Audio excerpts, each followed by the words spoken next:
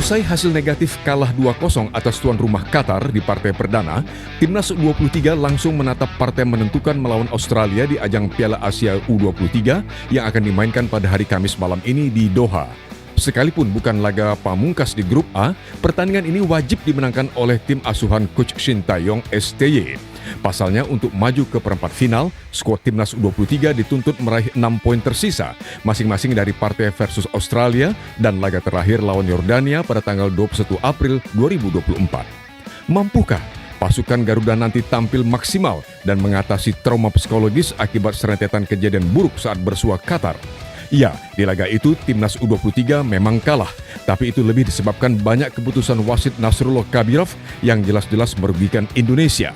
Wasit asal Tajikistan ini tidak hanya memberi hukuman penalti terhadap Timnas, namun juga mengeluarkan kartu merah bagi Ivar Yanner di awal babak kedua dan terhadap Ramadan Sananta menjelang akhir pertandingan. Banyak keputusan kontroversial lainnya dari wasit yang lebih menguntungkan Qatar. Indonesia pun telah melayangkan protes ke AFC dan jutaan supporter Timnas serta tentu saja para netizen bereaksi keras mengecam sang wasit. Sekarang, akankah Timnas U23 bisa segera bangkit dan memenangkan partai krusial versus Australia dan Yordania? Pastinya, publik sepak bola nasional perlu tetap mendukung perjuangan para pemain yang tampil luar biasa.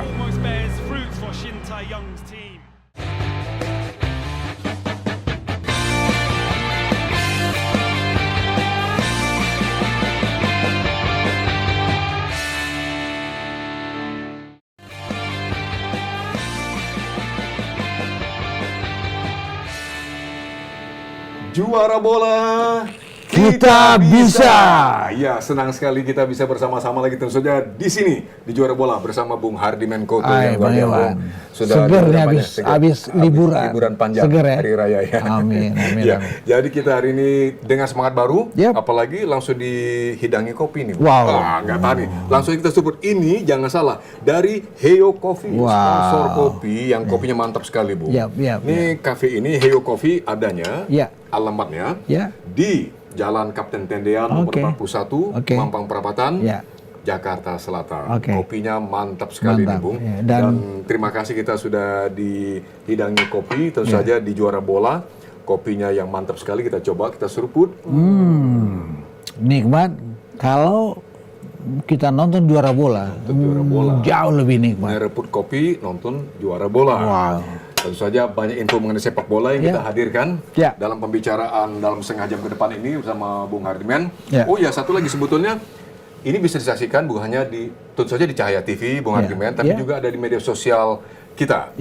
Juara Bola juga hadir di YouTube, di TikTok, di Instagram, dan tentu saja di Facebook.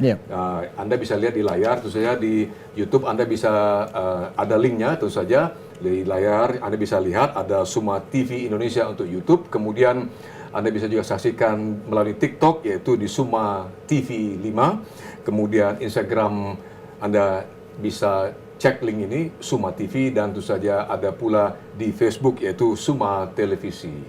Ya, Anda bisa. Nah, langsung Bung. Semangat dengan kopi sudah dari Heyo Coffee. Bola. Pekan yang terasa menyesakan bagi banyak fans sepak bola, supporter skuad Garuda Indonesia. Setelah dalam partai perdana Piala Asia U23 timnas kita, bukan hanya hasilnya, Bung, kalah 0-2, tapi prosesnya dan cara dan segala pengalaman dialami oleh para pemain Indonesia di lapangan dan para supporter yang nyesek melihat apa yang terjadi. Jadi bukan hanya perlakuan yang terjadi di lapangan, tapi juga oleh pengadil dan melalui wasit, yaitu wasit Nasrullah Kabirov dari Tajikistan. Pandangan Bung Hardiman dari tentang hasil dan juga apa yang dialami akibat sikap wasit dan putusan-putusan yang penuh kontroversi itu, Bung. Bang Iwan, kalau kita bicara sepak bola, tidak aja bicara soal kalah atau menang. Sepak bola adalah cinta. Sepak bola adalah sesuatu yang asik punya. Ketika Indonesia dibantai oleh Irak di medium kualifikasi Piala Dunia di Basrah, publik di Indonesia diam, adem. Mereka menerima kekalahan itu. Tidak ada protes. Tidak ada protes. Kenapa melawan Qatar 2-0? Sampai detik ini banyak partisan sepak bola di Indonesia, di tanah air ribut, dan itu menyerang banyak pihak. Termasuk menggeruduk katanya media sosmednya si wasit ya. Akun Facebook, akunnya, akun Instagram Nasrullah Kabirov itu diserbu oleh netizen Indonesia. Bahkan juga akun Tajikistan Football Federation diserbu. Sampai akun federasi sepak bola mereka. Sampai akun AFC. Oke. Konfederasi Sepak Bola Asia. Sampai akun Qatar Football Association. Oke. Kenapa? Ini adalah bentuk yang bisa kita terima bagaimana perasaan banyak partisan sepak bola di Indonesia itu tersakiti. Karena tadi Bung katakan, bagi Indonesia dan bagi supporters Indonesia yang jumlahnya itu ratusan juta, sepak bola soal hati, Bung ya. Betul, betul. Dan kita lihat bagaimana secara statistik kita kalah 2-0 sama Iwan. Oke, hasil kalah. Statistik kita leading di banyak hal. Oke. Satu poin terpenting adalah ball possession. Ball possession kita unggul, 60% kalau nggak salah, banding 40. 58 banding 42%. Iya. Unggul. Bahkan itu ketika kita sudah kehilangan seorang Ivar Jenner. Masih unggul ball possession. Masih unggul ball possession. Qatar bikin 2 gol saat komposisi pemain kita udah masih dengan 11 nama. Iya. Tapi tidak bisa menambah gol. Kenapa? Mereka selesai di mata anak-anak Indonesia tampil heroik di stadion di Qatar saat itu. Jadi bagaimana kemudian ketika banyak pengurus federasi yang hadir di stadion pada saat kita melawan Qatar, bagaimana ratusan juta partisan sepak bola Indonesia yang menyaksikan langsung lewat layar televisi itu gundah. Karena itu sangat bisa dimengerti apabila kemudian Federasi Sepak Bola Indonesia PSSI pun langsung memberikan reaksi seketika.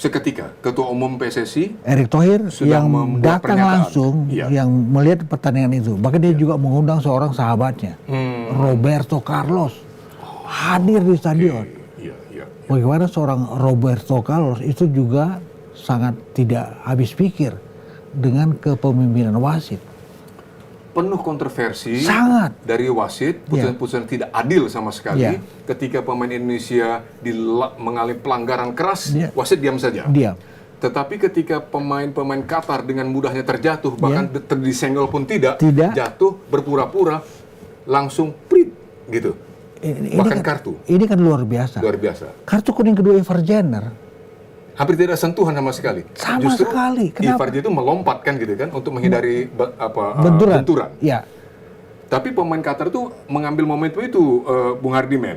Ketika dia melakukan sliding, Ivar Jenner melompat, tapi mungkin ketika berusaha maka terkesan seolah ada sentuhan tipis, tidak ada kesengaja, tidak tampak unsur kesengajaan. Si pemain Qatar dengan cepatnya melakukan drama, kesakitan begitu, dan itu yang lihat wasit. Di sisi lain, bagaimana Witan Sulaiman yang lagi dribbling, dihajar, ditebas dari belakang. Betul. Wasit sudah mencabut kartu merah, ditarik lagi kartu kuning. Kan ini aneh bin ajaib. Makanya coach kita, Shin Tae-yong, STI mengatakan, ini komedi.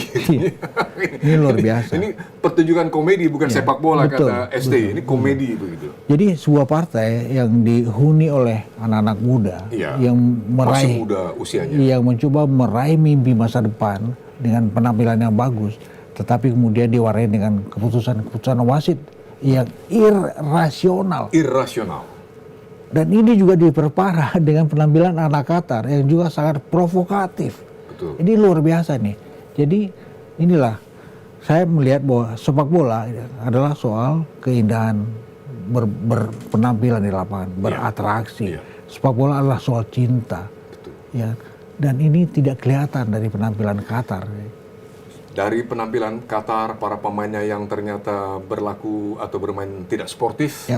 Mereka sangat tidak fair di lapangan, ditambah dengan putusan-putusan wasit yang penuh kontroversi dan sangat merugikan timnas Indonesia. Sebaliknya menguntungkan Qatar. Dan puncaknya adalah ketika di awal babak kedua, Ivar Jenner langsung dapat kartu kuning kedua yang berarti kartu merah. Tapi sekali Bung tadi mengatakan bahwa Indonesia masih bisa tetap mempertahankan keunggulan ball possession.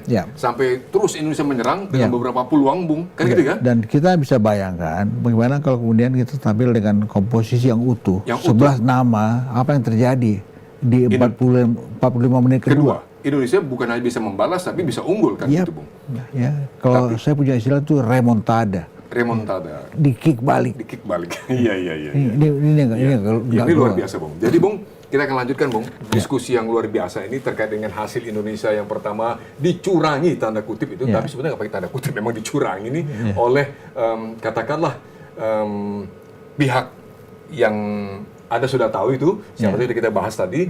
Tentu saja kita akan lihat pula nanti dan analisis dari Bung Hardiman terkait dengan partai kedua yang akan dimainkan Indonesia pada hari Kamis malam, ya.